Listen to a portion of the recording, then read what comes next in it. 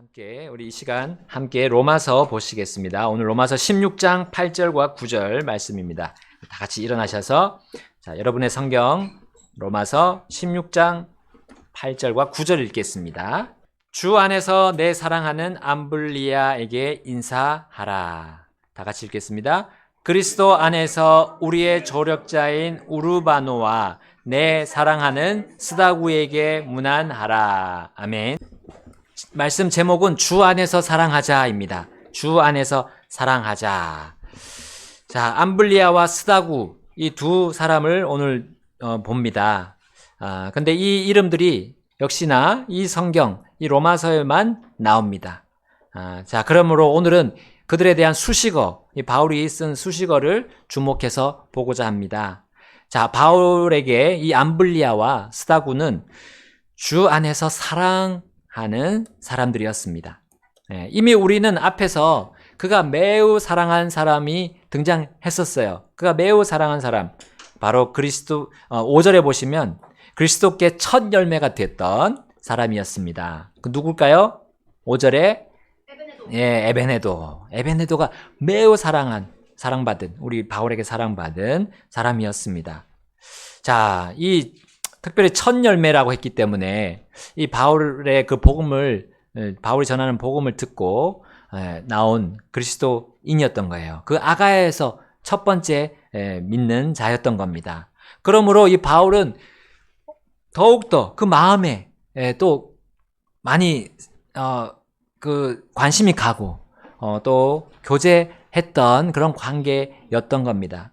자, 그러므로 바울과 이 암블리아의 관계도 그렇고 또 바울과 스다구의 관계도 그러할 것이라고 우리는 이해할 수 있습니다. 자, 그들의 관계는 우리가 단지 취미가 같아서 그렇게 깊은 관계, 서로 그래서 사랑하는 관계가 아니었던 거예요. 단지 출신지가 같다는 것, 그것 이상이었을 겁니다. 취미나 출신지 혹은 또 학연이나 지연이 같다고 해서 그렇게 사랑을 서로 매우 사랑한다는 그런 말을 하면서 주고받을 수 있는 사이가 아니었던 겁니다. 그 이상의 어떤 동질감이 있었던 그들의 관계였어요. 자, 바울은 그들을 내 사랑하는 사람이라고 표현할 때 그 앞에 조건 하나를 붙였음을 우리 주의 깊게 볼 수 있습니다. 자, 그것은 바로 주 안에서, 주 안에서라는 말입니다. 자, 주 안에서는 바울이 그들을 매우 사랑할 수 있는 요건이 되었어요. 또한 그들이 바울을 매우 사랑하는 사람이라고 또 보장할 수 있고 보증할 수 있는 그 원천이었던 겁니다. 우리 성도들 간의 사랑이 바로 주 안에서 시작되는 거예요. 바로 우리 성도들의 사랑이 주 하나님과 우리 주 예수님과 주 성령님이 그 시작, 우리의 사랑의 시작과 과정과 마지막, 곧 전부라는 사실입니다. 여러분, 주 안에서의 그 사랑의 우리 한번 기원으로 한번 가볼까요? 자, 그것의 기원은 아버지 하나님께서 아들에 대해서 말씀하시는 장면에서 우리 볼 수 있습니다. 자, 우리 마태복음 요즘에 읽고 있는데, 자, 마태복음 3장으로 한번 가보겠습니다. 마태복음 3장. 자, 마태복음 3장 17절 말씀 먼저 읽겠습니다. 그리고 보라, 하늘로부터 한 음성이 있어 이르시되 이는 내 사랑하는 아들이니 내가 그를 매우 기뻐하노라 하시더라. 아멘. 자, 이게 언제입니까? 예수님께서 무엇을 받으실 때요? 침례 받으실 때. 그때 이 아버지 하나님께서 그분을 내 사랑하는 아들이라 하고 소개하셨어요. 그리고 그분을 매우 기뻐하는 아들이라고 그 사랑에 대해서 표현하셨습니다. 자, 그리고 우리 마태복음 17장으로 가보면 또 이런 말씀이 있습니다. 마태복음 17장 5절 또 함께 읽겠습니다. 17장 5절. 그가 아직 말하던 중에 보라, 빛나는 구름이 그들을 덮더니 보라, 그 구름 속에서 한 음성이 나서 이르시되 이는 내 사랑하는 아들이요 내가 그를 매우 기뻐하노니 너희는 그의 말을 들으라 하시더라. 아멘. 자, 이거는 언제입니까? 이거 말씀하신 때는 언제죠? 바로 예수님과 예, 세 명의 제자들이 어디로 올라갔어요? 어떤 산으로 올라갔어요. 높은 산. 그러니까 우리 변화산이라고 하잖아요. 예수님의 몸이 변한 그 산입니다. 거기서 있었던 일이었습니다. 그때 그들이 어리둥절하고 있을 때 아버지께서 말씀하신 거예요. 이는 내 사랑하는 아들이요 내가 그를 매우 기뻐한다. 그러니까 뭐라고 말씀하셨어요? 그 다음에 너희는 그의 말을 들으라. 자, 이와 같은 말씀이 우리 마가복음에서도 나옵니다. 거기 침례받는 장면 마가복음 1장 11절, 그리고 누가복음 3장 22절, 그다음에 누가복음 또 9장 35절에 이 바로 변화산에서 아버지께서 아들에게 이렇게 하신 말씀이 나옵니다. 자, 예수님께서 이렇게 특별히 침례 받으실 때, 침례 받으실 때 그 아들을 내 사랑하는 아들이라 하셨어요. 자, 이런 아버지가 아들, 하나님 아들이 하나님 아들에게 사랑한다고 말씀하신 이것이 바로 우리 예수님을 구주로 믿은 모든 성도들의 그 사랑의 발단, 여기서 출발하는 겁니다. 기본적으로 여기 우리 침례 받는 장면이거든요. 자, 침례는 기본적으로 죽음을 의미합니다. 죄인이 받는 침례는 죄인이 직접 죽음을 당하지 않지만 죽었음을 보여주는 것이죠. 자, 누구 때문에 보여줄 수 있습니까? 죄의 형벌인 그 죽음을 죄인 대신 당하신 예수님, 하나님의 어린 양, 그분의 공로를 보여주는 것이 바로 이 침례입니다. 죽음으로써 그분의 공로, 또 그분의 영광을 보여주는 게 침례예요. 자, 물론 하나님의 어린 양이신 예수님은 그런 의미로 지금 침례를 또 받으신 것은 아닙니다. 그러니까 죄인으로서의 그 침례를 받으신 건 아니죠. 그분은 죄가 없으신 분이고 또 죽을 이유가 없으셨습니다. 자, 그런데 그분이 왜 죽음의 침례, 이 저주의 침례를 받으셨습니까? 그리고 아버지께서 아들이 받으시는 그 침례를 보실 때 그를 매우 사랑한다고 표현하셨습니까? 예수님께서 이 침례자 요한에게 오셨을 때 그 모습을 보세요. 자, 마태복음 3장 13절에 이렇게 나와 있습니다. 13절, 그때에 예수님께서 갈릴리에서부터 요르단으로 요한에게 오사 그에게 침례를 받고자 하시더라. 그러나 요한이 그분을 말리며 이르되 내가 주께 침례를 받을 필요가 있는데 주께서 내게 오시나이까 하더라. 자, 15절 같이 읽겠습니다. 3장 15절. 이에 예수님께서 응답하여 그에게 이르시되 지금은 이렇게 되도록 허락하라. 이는 이렇게 하여 모든 의를 성취하는 것이 우리에게 합당하기 때문이라 하시더라. 이에 그가 그분을 허락하더라. 아멘. 자, 침례를 받아야 할 사람은 바로 자신이다 했어요. 침례자 요한. 죄인들을 향한 그 회개의 침례였기 때문입니다. 자, 침례자 요한은 그분이 하나님의 어린 양, 메시아 그리스도이심을 단번에 알아보았습니다. 자, 그러므로 그분은 회개할 죄인이 아니신 거 그도 알았어요. 잘 알았어요. 자기 길로 가다가 죽을 죄인이 아니라는 거 알았습니다. 그래서 주께로 돌이켜서 회개할 필요가 없으시다는 걸 그도 잘 알고 있었습니다. 자, 그러나 요한이 잘 모르는 거 하나 있었어요. 그것은 바로 예수님이 아들로서 아버지의 모든 의를 성취해야 한다는 점이었습니다.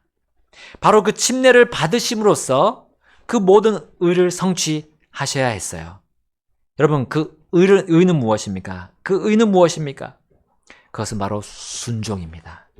여러분, 우리가 하나님의 의를 우리가 어떻게 이룰 수 있습니까? 하나님의 말씀하신 것을 순종함으로 이룰 수 있어요. 바로 예수님은 침례 받으심으로써 모든 사람이 하나님께 순종해야 함을, 아버지께 순종해야 함을 공적으로 보여주신 거였어요.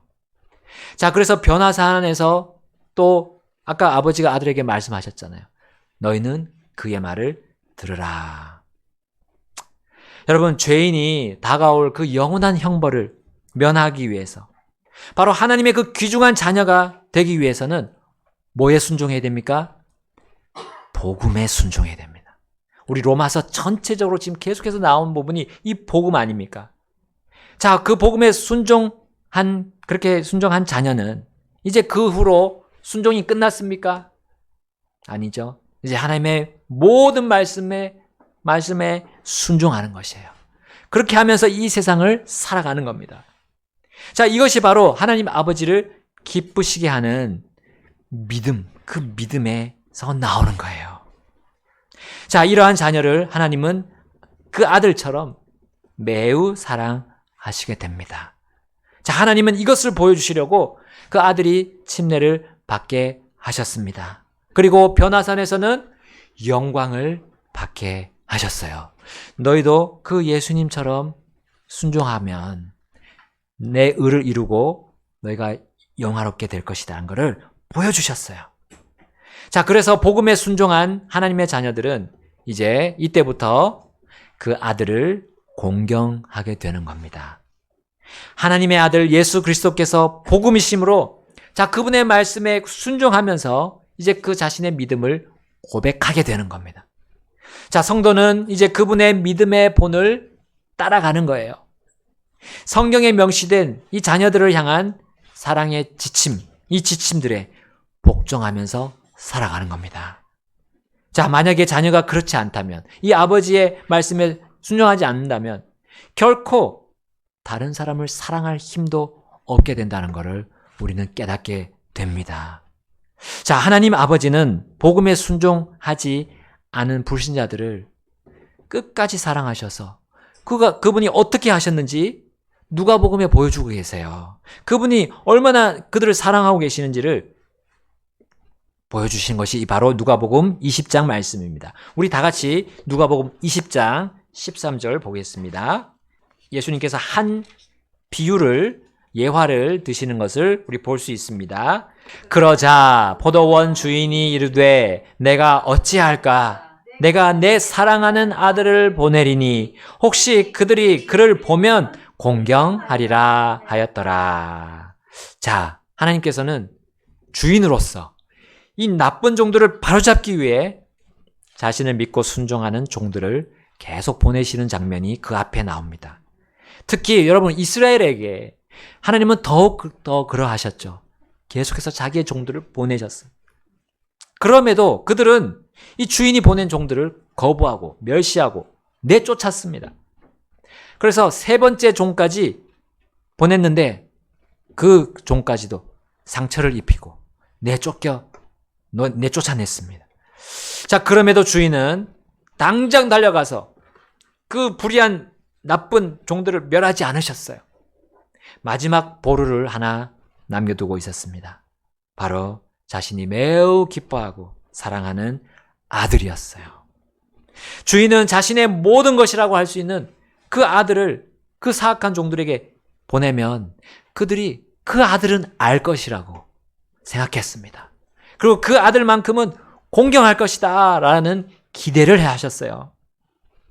자, 이것이 바로 하나님 아버지의 사랑입니다. 이것이 바로 바울이 암블리아에게 또 스다구에게 내 사랑하는 그들이라고 말할 수 있었던 주 안에서의 사랑이었던 거예요. 여러분, 하나님은 사랑이시다라는 말씀 아시죠? 하나님은 사랑이시다.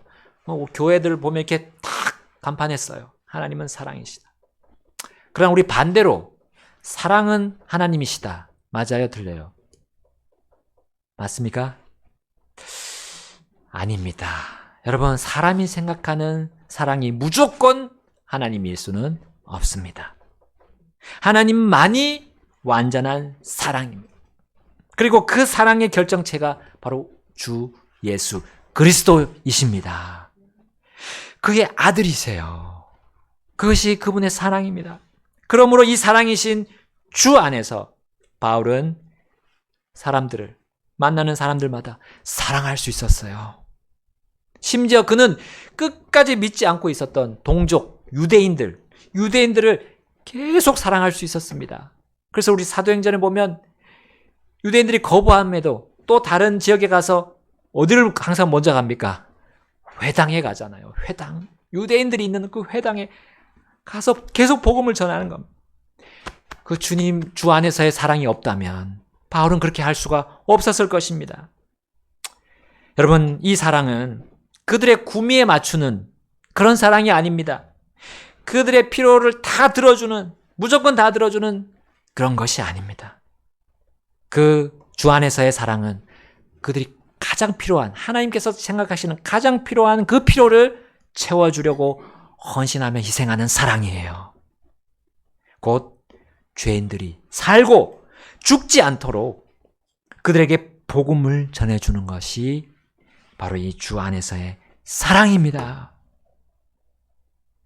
지금 여러분 또한 내 옆에 있는 지체들이 주님과 함께 영원한 삶을 주님과 함께 사는 그 영원한 삶을 준비하도록 도와주는 것이 바로 주 안에서의 사랑입니다. 복음과 진리의 말씀에 함께 우리 순종할 수 있도록 우리가 서로 격려하고 서로 도와주는 것이 주 안에서의 사랑인 거죠. 여러분, 이것을 위해서 우리 아버지 하나님은 이 일을 위해서, 이 사랑을 계속해서 전달하시기 위해서 참고 계십니다. 믿지 않고 끝까지 버티고 있는 사람들, 또 끝까지 내 삶만 살고 있는 사람들을 참고 계세요. 기다리고 계십니다. 그리고 그 일을 하도록 우리 사랑하는 지체들을, 성도들을 사용하십니다. 저만 사용하지 않으십니다. 목사만 사용하는 것이 아닙니다. 우리 모두를, 교회 안에 모든 속한 지체들을 사용하십니다. 자, 이러한 주님 안에서 우리 각자에게 물어봅시다. 주님 안에서 나는 다른 사람들을 사랑하고 있는가? 우리 죽어가는 불신자들을 내가 사랑하고 있는가? 또 우리 교회 안에 우리 지체들을 주 안에서 사랑하고 있는가? 우리 생각해 봅시다. 여러분, 이것은 결코 작은 일이 아닙니다. 혹은 결코 가치 없는 일도 아닙니다. 많은 사람들이 이거 잘 하지 않으니까 이게 소외되는 일처럼 생각할 수도 있어요. 또 사람들이 막 기피하는 우리 3D 업종이라고 하죠. 3D, dirty, 또 difficult, 또 뭐예요? dangerous, 3D. 근데 요즘에 4D가 나왔더라고요. 또 뭔 D가 하나 나왔던데. 혹시 생각나시는 분 계세요? 제가 지금 생각이 안 나는데. 뭔가 있다고 하더라고요. 꼭 찾아보세요. 하여튼 그러한 기피 업종으로 우리 생각할 수 있습니다. 그러나 이 일은 매우 귀중한 일입니다. 주 안에서 우리 다른 사람들을 사랑하는 것은 매우 귀중한 일입니다. 여러분, 요즘에 채소값이 폭등했다고 하네요. 왜 폭등합니까? 보통 생산량은 줄고 소비량이 늘기 때문에. 자, 우리 희귀한 것들은 그 값이나 가치가 올라가는 겁니다. 주 안에서 사랑하는 이 사랑, 이 사랑하는 사람, 주 안에서의 사랑을 실천하는 사람의 가치는 계속 올라가고 있습니다. 왜요? 그 일을 하는 사람들이 적어지기 때문에, 희귀해지기 때문에. 주님이 오실 때가 가까워질수록 그런 사람들은 많아질까요? 적어질까요? 적어집니다. 주님이 말씀하셨어요. 내가 인자가 올 때 믿음을 보겠느냐 했어요. 믿음을 보겠느냐. 그만큼 주님의 말씀에 믿고 떨고 순종하는 사람이 적어진다는 겁니다. 찾기가 힘들어진다는 겁니다. 여러분, 사도들과 같이 정말 단순하게 이 말씀에 순종하고 믿는 그리스도인들의 수가 극소수가 되어가고 있어요. 바울과 같은 그 믿음의 사람을 찾기가 힘들어지는 현재입니다. 근데 그럴수록 주 안에서의 사랑을 실천하는 사람의 가치는 올라갑니다. 주님 앞에서 그 가치가 올라가서요, 그들이 받을 상급이 많아지게 될 거예요. 자, 베드로후서 1장 17절 한번 볼까요? 베드로후서 1장 17절. 이는 뛰어난 영광으로부터 이 같은 음성이 그분께 임하여 이르시기를, 이는 내 사랑하는 아들이라, 그를 내가 매우 기뻐하노라 하셨을 때에 그분께서 하나님 아버지로부터 존귀와 영광을 받으셨기 때문이라. 아멘. 여러분, 주 안에서 사랑하는 사람의 모습이 주님처럼 이와 같이 존귀와 영광을 받는 것입니다. 아버지께 순종하신 아들처럼 예수님처럼 사랑하는 사람은 이와 같이 높은 평가를 받게 될 것입니다. 내 사랑하는 아들이라 그를 내가 매우 기뻐하노라. 여러분, 이 말씀보다 우리 하나님의 아들들이 받을 그 평가, 그 높은 평가가 또 있을까요? 그 높은 가치의 평가가 있을까요? 자, 암블리아와 스다구 그리고 에베네도가 어떤 성도였는지 우리 정확히 알 수는 없습니다. 그러나 그들에게 대한 확실한 사실은 그들이 주 안에서 사랑받았다는 사실이에요. 세상의 어떤 사랑보다도 높고 귀한 가치의 그 사랑을 받았다는 겁니다. 곧 사람이 주는 사랑에 비할 수 없는 위대하고 뛰어난 사랑을, 그리고 영원히 남는 사랑을 그들은 받았다는 사실입니다. 여러분, 이 사랑을 받은 그들이 또 그렇게 하지 않았을까요? 암블리아와 스다구와 에베네도 받은 그 사랑을 자기들만 꼭 갖고 있지 않았다고 저는 믿습니다. 그러므로 바울이 그들을 그렇게 평가했다고 믿습니다. 여러분, 이 주 안에서의 사랑, 이것은 결코 실패하지 않는 사랑입니다. 주님의 목적하고 계획하신 대로 성공하는 사랑이에요. 우리가 주 안에서의 그 사랑을 정말 전달한 뒤에 우리에게 그 어떤 후회도 남지 않을 것입니다. 우리가 복음을 주 안에서 전한 뒤에 우린 결코 슬퍼하지 않습니다. 기쁨으로 우린 돌아오게 될 것입니다.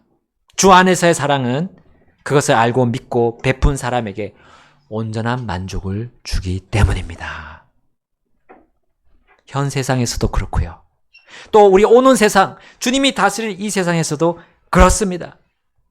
그 사랑을 받고 변화된 이 암블리아와 스다구 그리고 에베네도였던 거예요. 자, 그들이 받은 주 안에서의 사랑을 그들이 다시 전달하는 걸 본 이 바울이 정말 얼마나 흐뭇했을까. 그리고 하나님 아버지는 얼마나 더욱더 그러하셨을까요? 더 기뻐하셨을까요? 얼마나 기뻐하셨을까요? 잭 하일스 목사님 그 쓴 책이 있어요. 전도하러 가자. 그 책에 보면 그 얘기가 항상 그분의 그 간증이 항상 귀에서 떠나지 않습니다. 그 큰 교회도 정말 수천 명 나오는 교회 있잖아요. 수천 명. 근데 그 교회 안에서도 문제가 생겼습니다. 문제가 일어났어요. 특히 성도들 간의 문제 이상으로 그 잭 하일스 목사님과 성도 간의 문제가 일어났어요. 막 다툼이 있었대요. 근데 어떻게 해결이 됐냐? 복음을 전하러 가면서 해결이 돼버렸어요. 복음을 같이 전하고 나니까 그 문제가 아닌 게 돼버렸어요. 주 안에서의 사랑을 가지고 나가니까 불만이 있던 게 없어져 버려요. 왜냐하면 만족이 있으니까. 기쁨이 있으니까. 여러분, 주 안에서 사랑하는, 주 안에서의 그 사랑하는 그 순종은 주님을 기쁘시게 하고요. 그 주님이 기뻐하시면 그 주님의 자녀는 당연히 기쁠 수밖에 없죠. 뭐가 문제가 됩니까? 결국 주님은 그들 매우 사랑하시기 때문에 그 사랑을 받은 사람의 그 사랑을 실천한 사람은 그걸 느끼게 됩니다. 영적으로 분명히 그걸 느끼게 됩니다. 그것이 하나님의 이 주님 안에서의 사랑의 설계이고 그것이 작동되는 원리가 됩니다. 여러분, 우리 주님 안에서의 사랑에 맞게 우리 살아갑시다. 그 사랑을 전해줍시다. 실천하고 주님이 보여주신 대로 우리가 따라갑시다. 그러면 우리는 주님께서는 그에 걸맞는 보상을 반드시 하십니다. 그리고 해가 가면 갈수록 또 주님이 오시는 그날이 가까이 이름에 이를수록 우리가 받을 보상들이 계속해서 늘어나게 될 겁니다. 여러분, 우리 하늘에서 받을 그것을 기대합시다. 그리고 주님은 또 약속하셨습니다. 이 땅에서도 반드시 보상하신다고 약속하셨어요. 우리가 생각할 수 없고 우리가 이해할 수 없고 우리가 예상할 수 없는 방향으로 우리의 보상들이 있다는 걸 만나게 됩니다. 그 보상을 우리가 보게 될 거예요. 자, 오늘 주님께서 말씀하셨습니다. 주 안에서 사랑하자 하셨습니다. 그것이 우리의 생활을 변화시킬 겁니다. 우리의 불만, 불평들이 사라지게 할 겁니다. 그리고 우리 주님의 말씀에 순종함으로 나가게 할 겁니다. 기쁘게 순종하게 될 겁니다. 그러니까 우리는 주님 안에서의 참 평안을 여러분 누리고 주님께 감사와 영광을 올려드리는 우리 경배 시간들이 다 될 것입니다. 다 같이 이 시간 주님 앞에 결단하겠습니다.